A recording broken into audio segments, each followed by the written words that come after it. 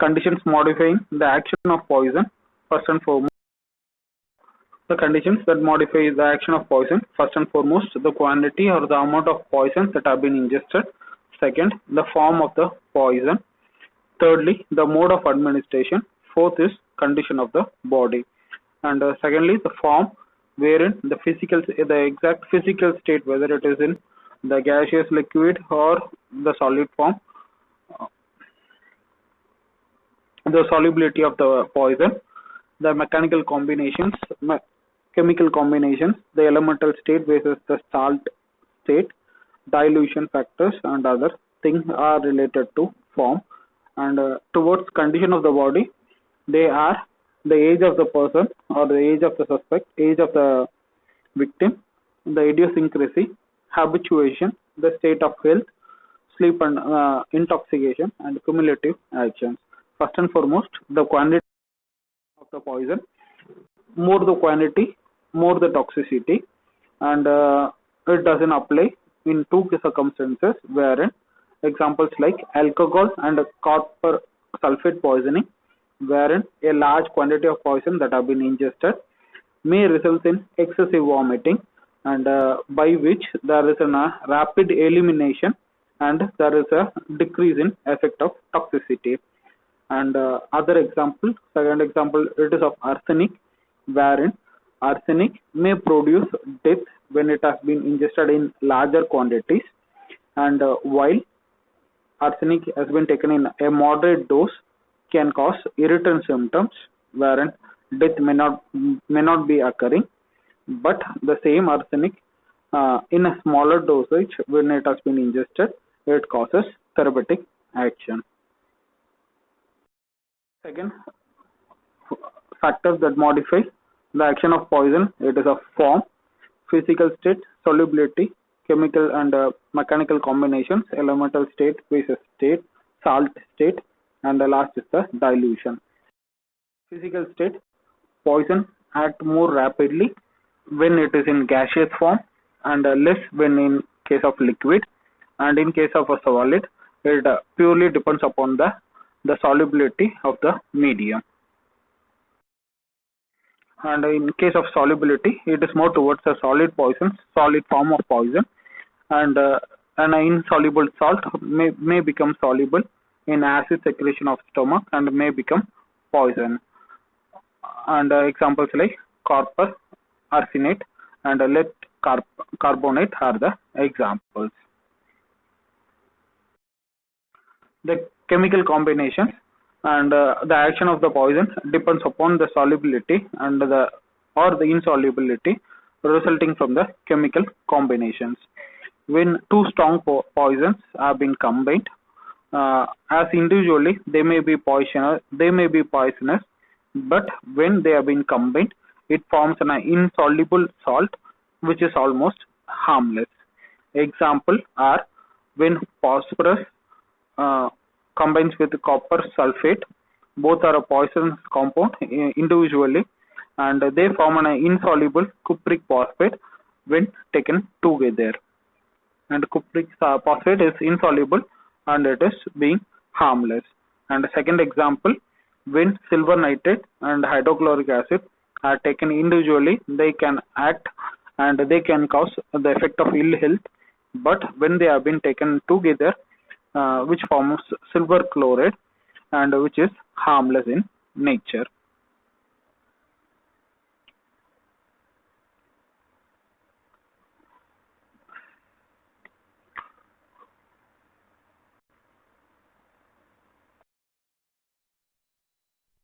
Combination, the action of the poison may be altered if combined mechanically with inert substances. The example we have taken here, it is of mineral acid, and mineral acid as a single entity can result in corrosive actions when it has been in contact with the body mucosa. But if it has been diluted in a larger quantity within a water and ultimately loses potency or loses corrosive action and totally become an inert substance, and ultimately does not make any ill health on the victim.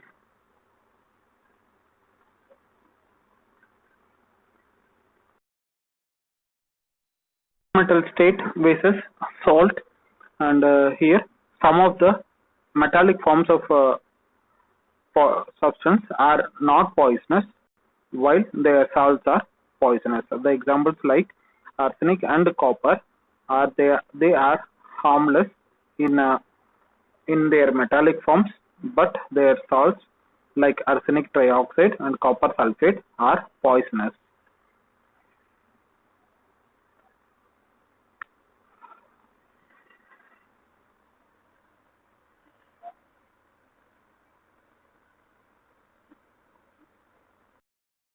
Dilution, the example and the explanation, it is of same of mechanical combination. Strong poisons, they are when they are acting upon without mixing with any other substances, they are potent enough and they can be harmful. When they have been diluted with water or any other substances, they become harmless. Example, hydrochloric acid and sulfuric acid.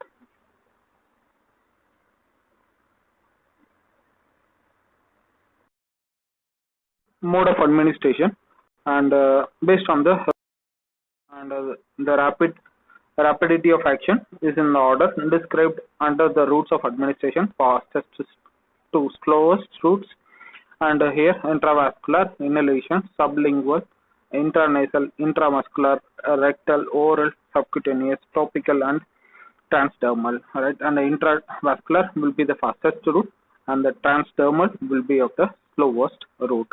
And the rate of absorption from the alimentary canal is variable, and if there been presence of food within or there been a water within, then the previous explanation stands the same. And absorption from the stomach occurs more rapidly when the stomach has been empty than when it been full with contents.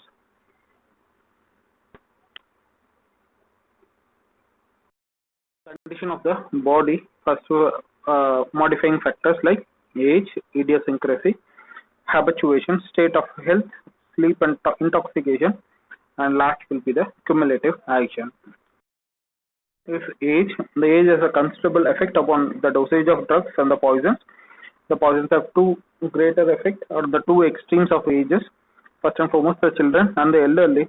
And in children under 2 years of age, they are not fully developed enough, and especially the drug metabolizing enzymes of liver are low at birth, and they don't have effective blood-brain barrier, and they are more susceptible to the effect of most of the drugs. And while in elderly, increased gastric pH decreases the absorption, and other factors come in play.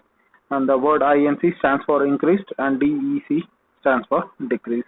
And it decreased total body weight, that increases the plasma concentration of the substance, and decreased hepatic blood flow. It actually first was metabolism, this being less effective. These are the reasons wherein the extremes of age groups are more susceptible to the effect of most of the drugs or most of the poisons.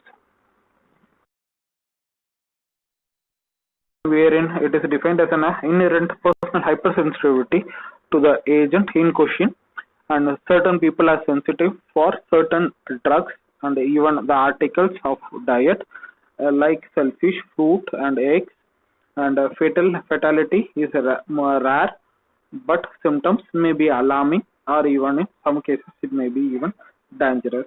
And most common symptoms are features of urticaria will be seen either of a general or over on a particular localized part, with associated with difficulty in breathing, rigors, fever, features of diarrhea, hemorrhage from the bowel, albinuria will be the other associated symptoms.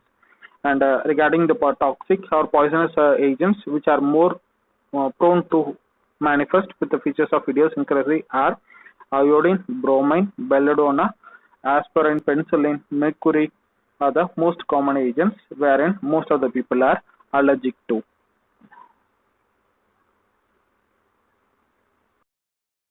Or habituation, where the effects of certain poisons may decrease with habituation, and tolerance to the ability of an organism to show less response to a specific dose of a chemical than it has showed on a previous occasion from the same dose, wherein a addict and a control sample have been taken, wherein addict who has been exposed from the previous part, wherein even a larger dosage given to an addict may show a less signs and symptoms, but a same dose has been given to a control subject, where with that minimal dosage he may show features of ill health. And the most common effect of habit occurs with the usage of tobacco, alcohol, cocaine, morphine, and other alkaloids, and especially towards mineral substances or inorganic irritants like arsenic. There is a certain extent of an habituation is being seen. A healthy person may tolerate better than a disease. Example like opium, if it has been given to an individual who has been suffering with a chronic kidney disease, may show ill health even at a small dose, and he may collapse. And same such, when a mercury compound given to an individual who is suffering from chronic nephritis at a smaller dosage, he may become ill even.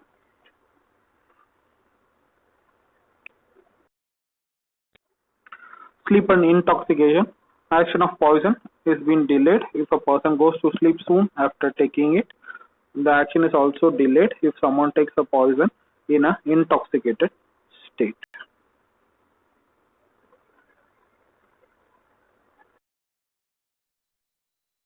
Poisons which are eliminated so slowly may tend to accumulate within the body when it has been given, or when an individual has been exposed to the repeated dosage for a longer period, may ultimately produce of symptoms of poisoning at later point due to accumulation. And here examples like lead poisoning in an industrial worker, and arsenic poisoning will be the examples for cumulative actions of poison.